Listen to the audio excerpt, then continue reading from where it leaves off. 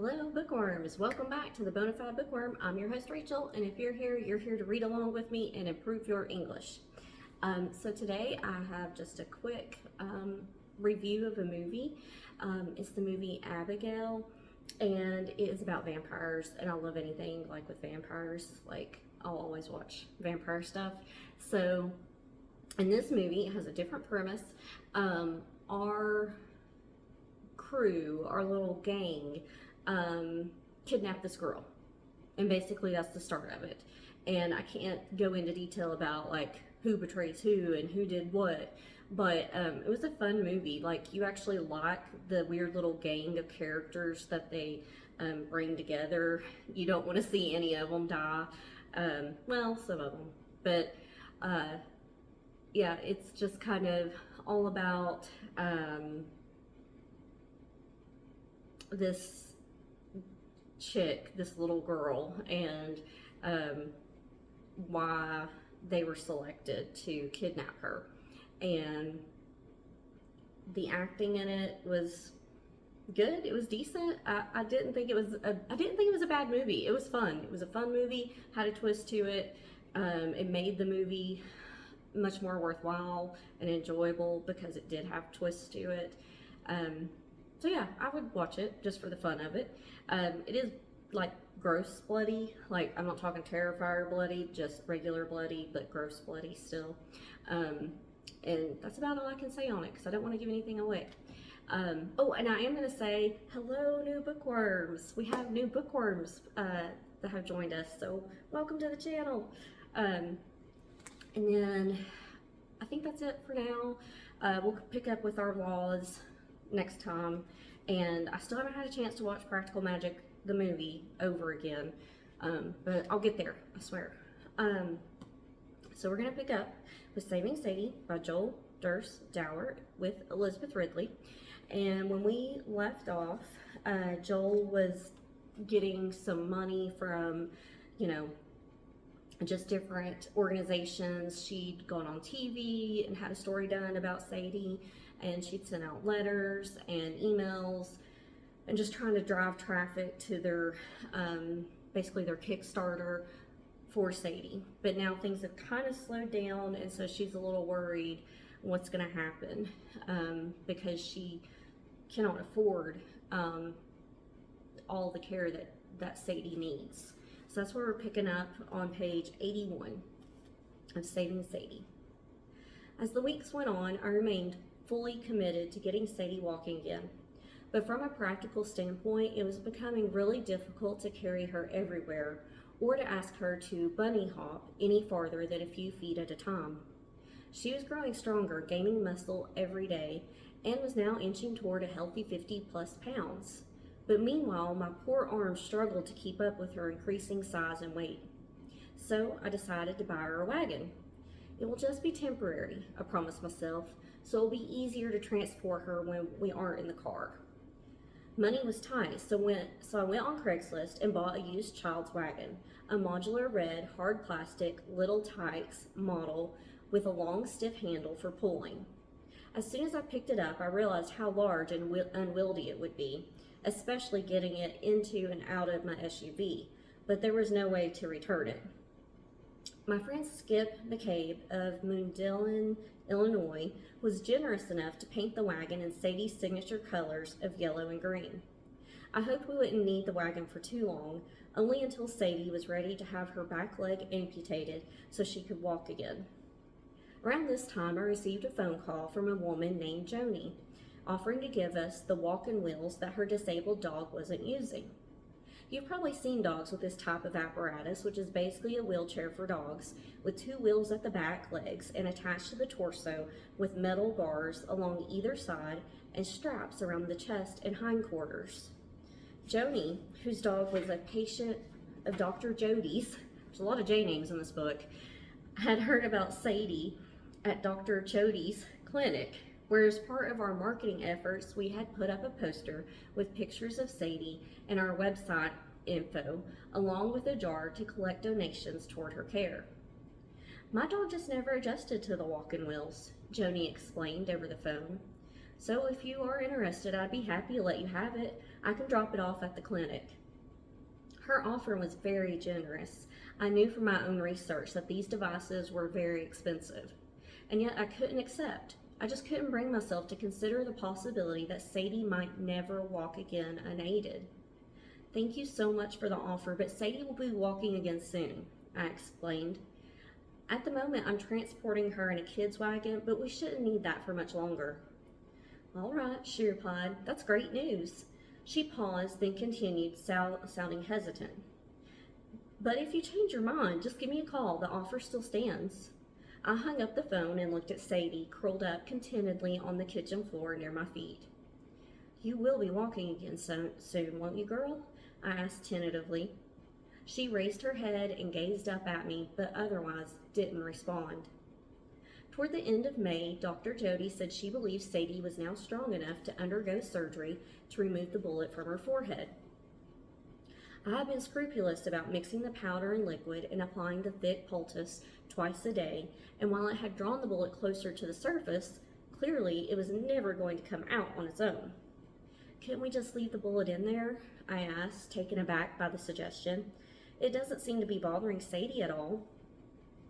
We could, Dr. Jody agreed, as we sat cross-legged on the floor in her cozy treatment room.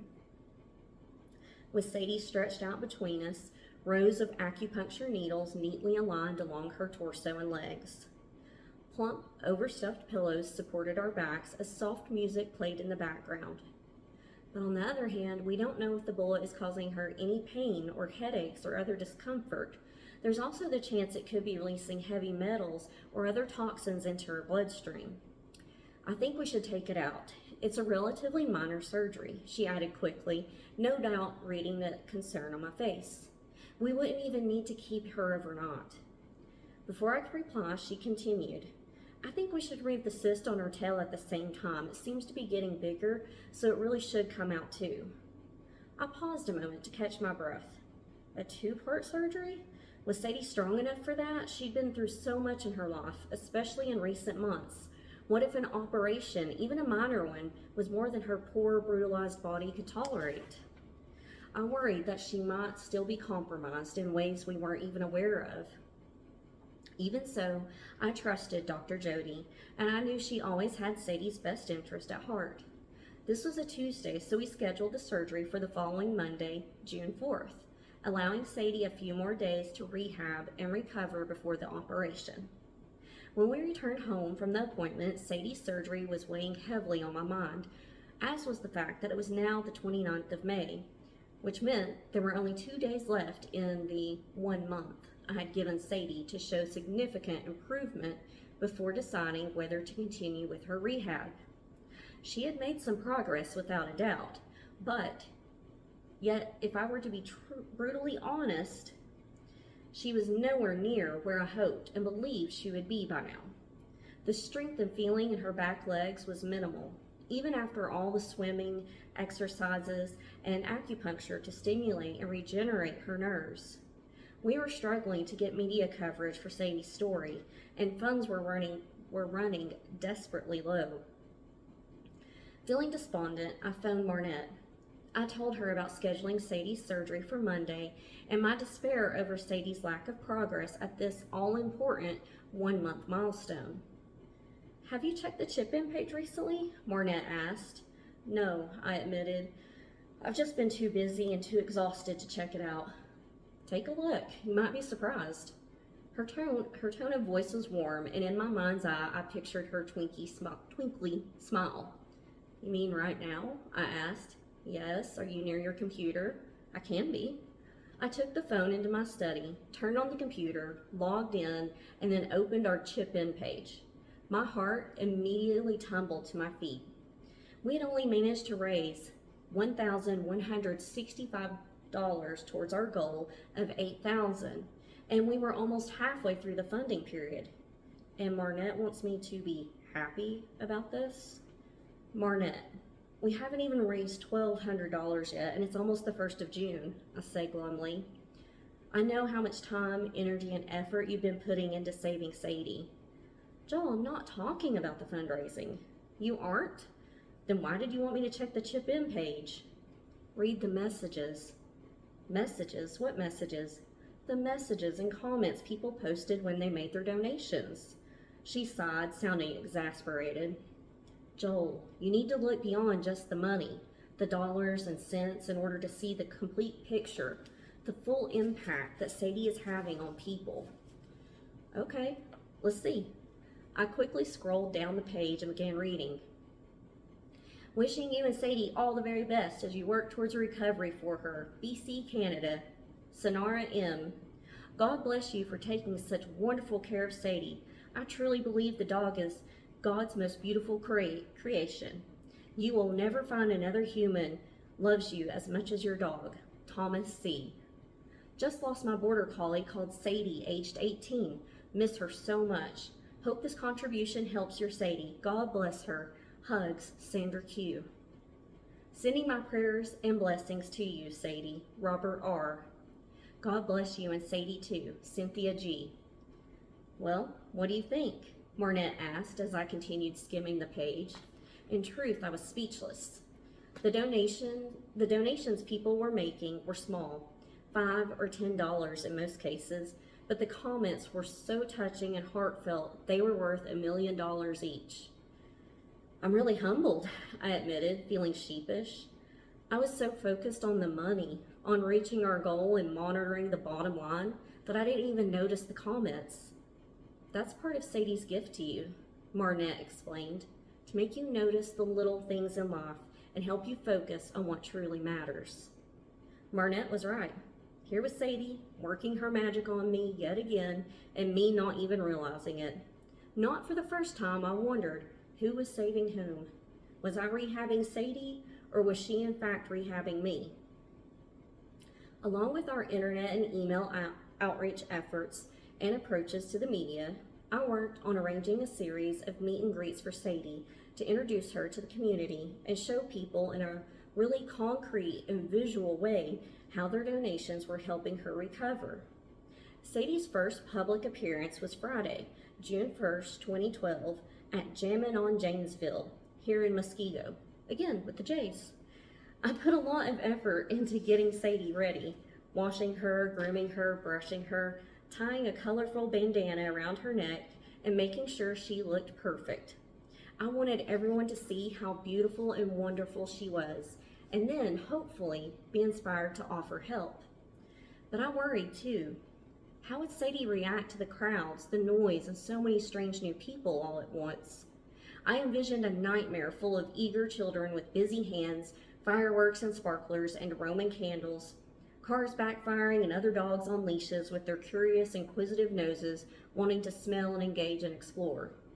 I had no idea what Sadie's life in Kentucky had been like, but if she had been a breeder for puppy mills, she probably hadn't spent much, if any, time being socialized to people, and certainly she had had limited contact with anyone other than the shelter staff, myself, and Dr. Jody, and her staff since she'd been shot.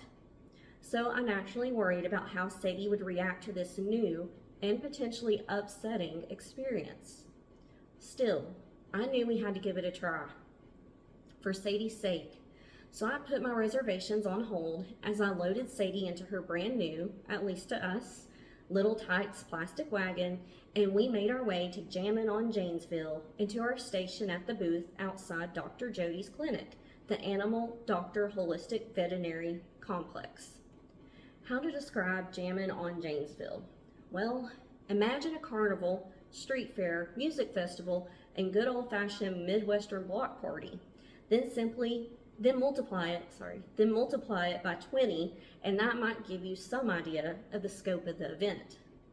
It had originally been founded a year earlier in 2011 by the Muskego Chamber of Commerce and Tourism to help keep local businesses alive and thriving while serious road construction tore up parts of Janesville Road, the main commercial thoroughfare that ran straight through the heart of Muskego. The event was set for the first Fridays of June, July, and August, running from 5 to 9 p.m.